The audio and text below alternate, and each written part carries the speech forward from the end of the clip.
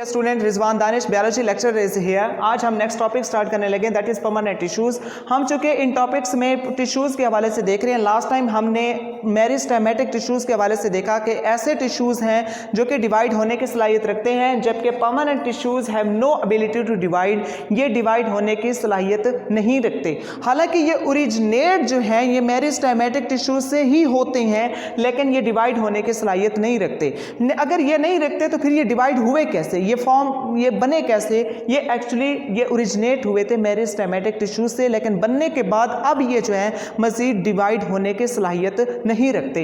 इसके हम देखते हैं टाइप्स हैं। एपिडर्मल टिश्यूज हैं जो कि एपिडर्मिस में पाए जाते हैं। जो पौधे के हम जब साख देखते हैं तो उसके अंदर जो है स्पेशल लीफ के अंदर हम देखते हैं कि उसकी एपिडर्मिस है, तो उसके अंदर ये टिश्यूज पाए जाते हैं, एपिडर्मल टिश्यूज कहलाते हैं। ग्राउंड टिश्यूज हैं, इसके भी हम तफसील देखते हैं। इसके अलावा स्पोर्ट टिश्यूज हैं, नाम से जाहिर है ये जो है स्पोर्ट मुहैया कर रहे होंगे। तो इस टॉपिक में हम देखते हैं सबसे पहले एपिडर्मल टिश्यूज को।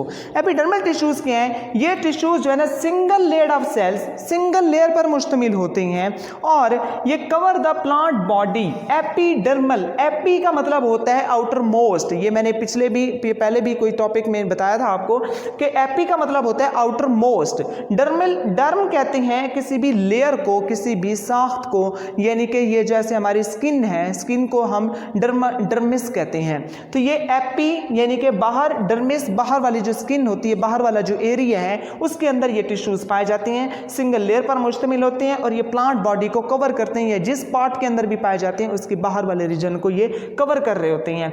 इसके अलावा और क्या फंक्शन परफॉर्म करते हैं? ये barrier between the internal and external environment of the plant body. अगर हम प्लांट के स्ट्रक्चर के अंदर देखें तो ये बैरियर का काम करते हैं। जिस हिस्से में मौजूद हैं वहां से किसी भी चीज को बाहर से अंदर या अंदर से बाहर होने की मूवमेंट जो है ना वो अलाउ नहीं करते, ये बैरियर का काम कर रहे होते हैं। अगर ये रूट्स के अंदर ये पाए जाएं एपिडर्मल टिश्यूज, ये बड़े स्ट्रॉन्ग टिश्यूज होते हैं। अगर ये रूट्स के अंदर इनको हम देखें तो ये वहाँ पे एब्जॉर्प्शन ऑफ साल्ट्स का काम कर रहे होते हैं, एब्जॉर्प्शन ऑफ वाटर का काम कर रहे हैं, एब्जॉर्प्शन ऑफ मिनरल्स का काम कर रही हैं वहाँ पे।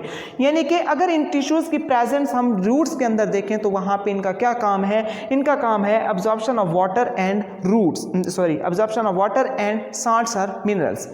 Next one is on stem and leaves. अगर ये स्टेम के अंदर या पत्तों के अंदर पाए जाते हैं तो पत्तों के अंदर अभी हमने देखा कि क्या है, इनके अंदर स्टोमेटा वगैरह जो है इन्हीं सेल टिश्यूज के अंदर ही पाए जाते हैं। On stem and leaves they secrete cutin, cutin की प्रोडक्शन करते हैं। एक्चुअली क्यूटिन क्या है? क्यूटिन एक ऐसा मटेरियल है जो कि ट्रांसपीरेशन के रेट को स्लो कर देता है। तो ये क्यूटिन का हमने देखा कि क्यूटिन जो है ना प्रिवेंट फ्रॉम इवेपोरेशन, इवेपोरेशन से बचाता है या उसके मेथड को या इवेपोरेशन के मैकेनिज्म को स्लो डाउन कर देता है। नेक्स्ट वन इज कि आल्सो हैव, यानी कि एपिडर्मल टिश्यूज ये भी रखते हैं क्या? Root hairs. रूट हेयर्स का भी यही काम है, वाटर को एब्जॉर्ब करना, मिनरल्स को एब्जॉर्ब करना, उनको ट्रांसपोर्ट करना। एंड स्टोमेटा, इनके अंदर जो है स्टोमेटा भी पाए जाते हैं। तो इस डायग्राम में हम देख सकते हैं कि ये वो हिस्से हैं जिसमें एपिडर्मल सेल्स, ये बाहर एपिडर्मल सेल्स पाए जाते हैं और इनके दरमियान में गार्ड सेल या जिसको हम स्टोमेटा कहते हैं। तो ये हम यहाँ से स्टोमेटा देख सकते हैं।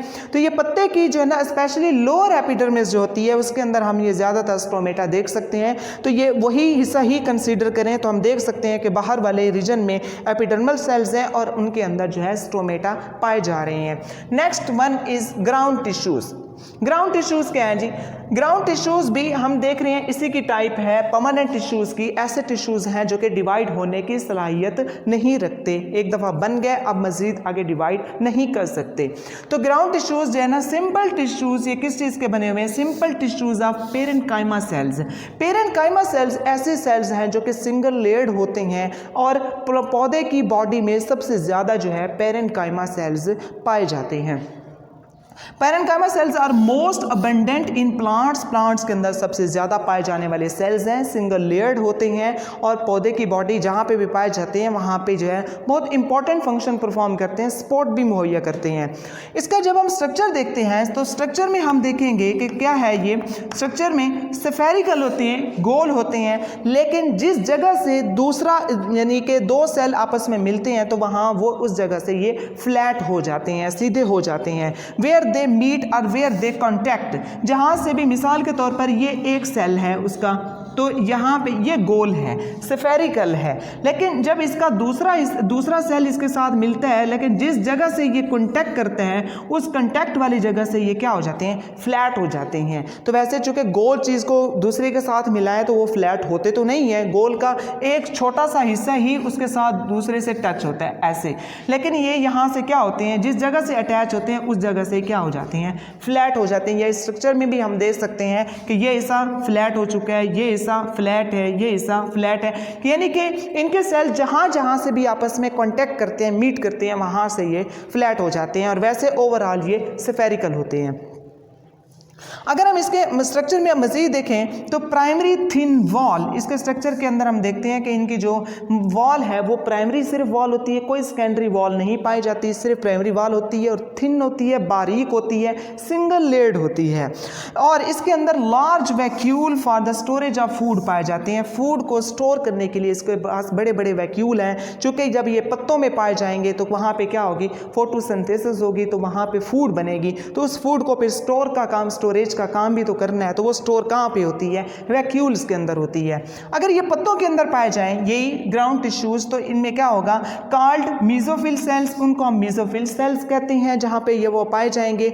ये एक्चुअली क्या है, mesophyll, these are the sites of photosynthesis, ये वो एरिया जहाँ पर फोटोसिंथेसिस हो रही है, फूड की प्रिपरेशन हो रही है। इसके अलावा जो है ये पौधे के कुछ उन हिस्सों में भी पाए जाते हैं जहाँ पे रेस्पायरेशन हो रही है, यानी कि गैसेस एक्सचेंज हो रही है, जिसमें कार्बन नाइट्रोजन का बॉन्ड ब्रेक किया जा रहा है, वहाँ पे ऑक्सीजन की ज़रूरत पेश आ रही है, तो वहाँ पे भी यानी कि रेस्पिरेशन के मकाम पे भी ये ग्राउंड टिश्यूज़ पाए जाते हैं।